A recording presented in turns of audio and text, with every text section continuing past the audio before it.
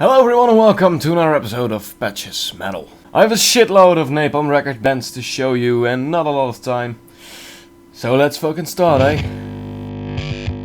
1, 2, 3, 4.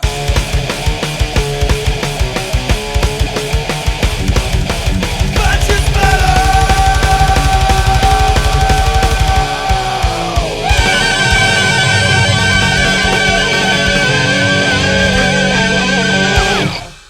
This is a very long awaited episode and I'm going to try my best to make it worth the long wait.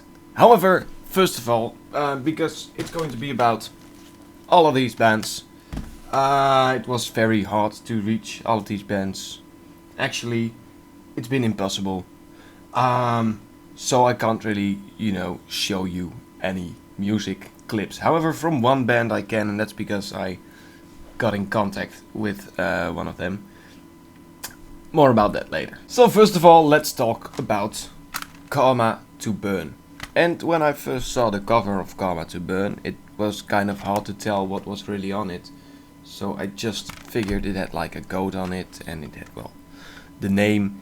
And I thought this is probably gonna be some kind of weird blackish metal band. Maybe some sort of newer metalcore kind of combination with something weird. But it turns out to be weird, and it turns out to be, well, somewhat of a black metal combination. However, this is, I guess, best described as blues black metal, blackened blues. Not really sure how we're gonna call it, but let's just stick to a combination of black metal and blues, and that's really sweet in my opinion. I've never heard something like that before. However, there was something weird about this album. Well, another thing weird about this album, namely, half of the songs are named after numbers. So it starts with 47, then the second song is 50, then the third song is 48, then the fourth song is The Cynic, and the fifth song is 49, and so on. And well, I haven't really been able to figure out why it's called that. However, the songs that are named after numbers don't have lyrics in them, and usually I can quite like instrumental music, but as long as it's made very interesting, like where the vocals are replaced with some sort of a lead guitar solo or weird keyboard solos or something like that. Just anything to, keep it appealing. However, this is just, to me, it sounds like unfinished songs. So that was somewhat of a disappointment, I guess, because the songs that do have vocals in them are quite awesome. The vocals aren't that interesting either, because they're mostly just one monotone, very high vocal, and not in the power screaming way, but really in the bluesy, deep purplish kind of way. It's alright, it's not great or anything, but yeah, the instrumental songs, they're just, in my opinion, too boring to really suffice as an awesome album. So I'm not really gonna be extremely recommending this album to, anyone that's like me. However, if you're a fan of like blues stuff, maybe want to jam along to some of the songs, play some solos over it, or I don't know, even write some lyrics for the songs that don't have any vocals yet. Maybe you'll like this album. I might even be doing that myself, just for shits and giggles. But yeah, other than that, not something I would massively recommend. Now, this next album, Arthas, The Healing, I can't quite decide whether I like it or not. It says this on the front, and as most people will probably know, I'm not that big a fan of Heaven Shall Burn, and I don't know enough of Caliban to really say anything about it, but I'm quite sure I don't like it either. However, this album, fuck, it's hard to say, because at some points it's trashy as fuck, and it really just makes me want to say, fuck you, this is modern metal, this is thrash metal. But then at other moments it really clearly is modern metal. And modern metal in this case meaning just some sort of metalcore, hardcore kinda combination, combined with, well, a lot of things, because in some cases this sounds a lot like death metal, and then in other songs suddenly there is this black metal bit thrown in it, and well, like I said, a lot of thrash metal influences as well, and it's so fucking hard to be able to say yes I like this or no I don't like this, because there's just way too much in it. So especially if you're like a fan of more than one genre, if you're not very restricted to I'm only a death fan or only a thrash fan or whatever, you can give it a try, because there really are some songs on it that are really fucking cool. But yeah, it's difficult. You'll just have to listen to it yourself, and I'm fairly sure there is enough on YouTube to look into. But yeah, worth a shot if you're into, bands that combine genres. Now, this next album, Iron Fire. Yeah, I had difficulty saying this name earlier and I'll still have it now. Metamorphosized. This is just something I fucking love, because it's sorta terrible. It's extremely overmixed. The vocals have like this delay sort of echo over it that just But with the combination of that being power metal, real fucking pure power metal, as power metal as it can come, it's fucking cool. I think they've literally done it on purpose, where they've just been like, we need to fucking overmix this so much that just everyone will be forced to love it. And they've done a fucking great job at that. Seriously, this is just fucking power metal as it should be. And just look at them. Fucking awesome. So yeah, probably a lot of people already know Iron Fire, they're not that unknown. But if you don't know them and you're a fan of power metal or heavy metal or just kind of the older metal genres, then just give it a try and you might love it. Seriously. Fucking cool. Now, Svartsot.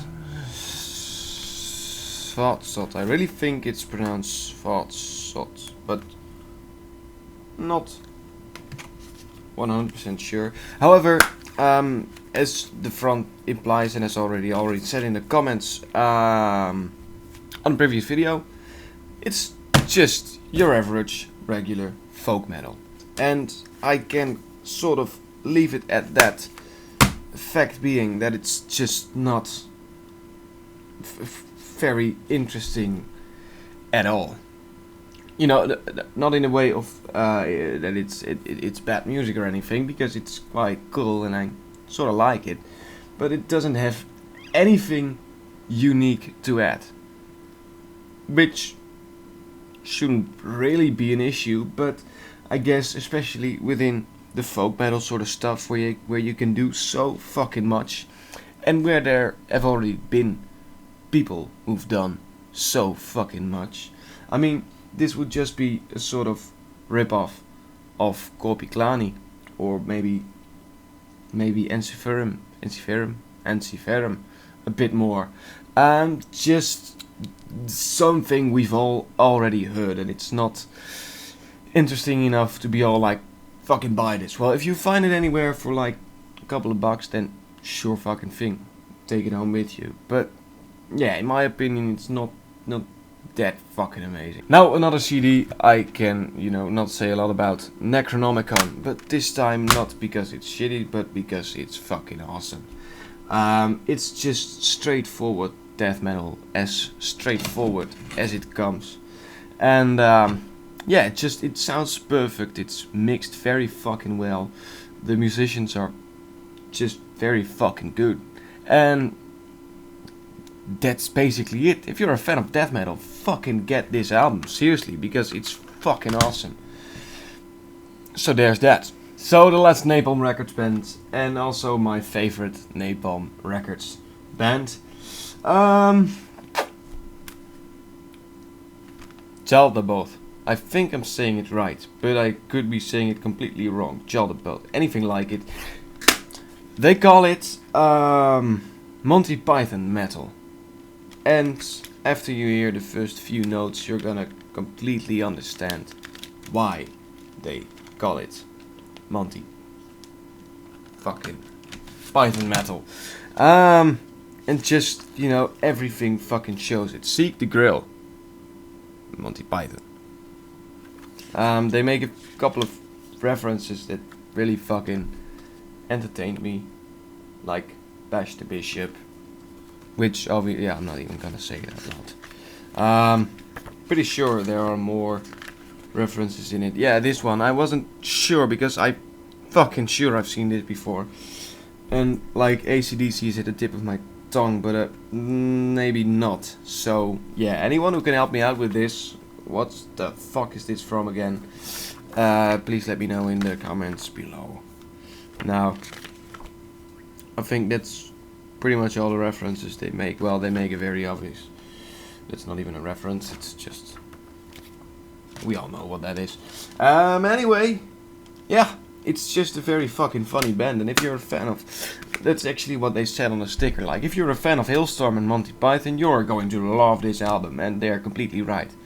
Though the music isn't a lot like Hailstorm, it's more of a kind of British folk metal sort of thing. Yeah, I really wish I could, you know, let you listen to it here. But I'll put a few links down in the description and just listen to it and you'll completely understand what this entire band is all about. It's one of the fucking funniest bands I've ever heard in my life. Now, done with Napalm Records and on to other records, and this one is from Locomotive Records, and I've never heard of that before. Maybe that's just my flaw, but whatever. Infernoise. In the last episode I called it Infernoises, that's because it ends like that. But turns out that the S is from the album title, which is Hell Riders. Then, though the track is called Hell Rider, the album is called Hell Riders. Don't be so fucking confusing, Infernoise. Anyway, Infernoise can be quite simply put, it's a fucking awesome band for anyone that's a fan of Pantera. It's just so completely Pantera inspired that it's almost scary.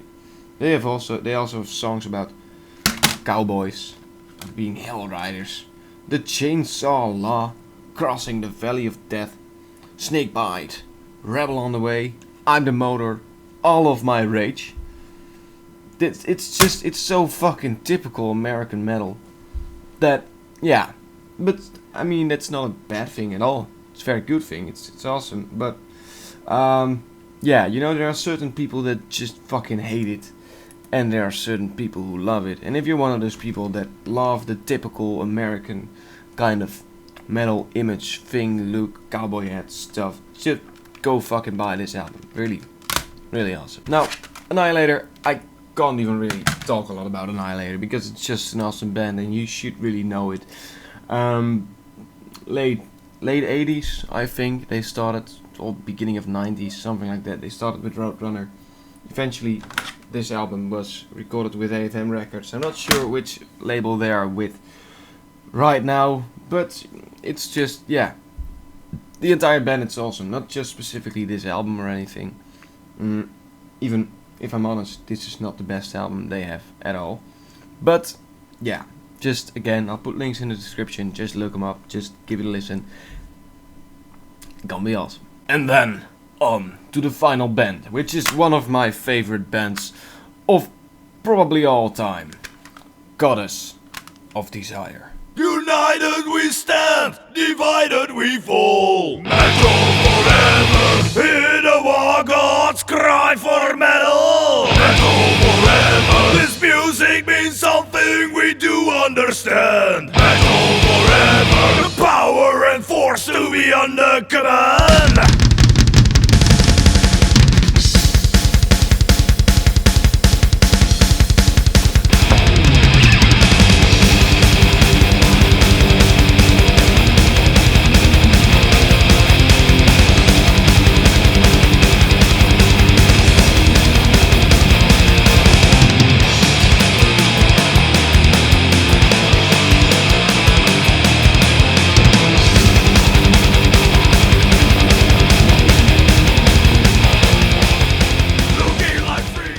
Now, if you want to get a proper picture of Goddess of Desire, first of all, check the entire video clip, which will be in the description below.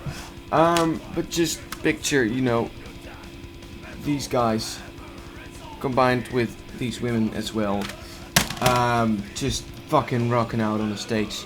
Imagine gigantic barrels of beer and buckets going in them, and you know, the beer being thrown over the crowd. Imagine gigantic fire shows and stuff like that, and that is your average day in the world of Goddess of Desire.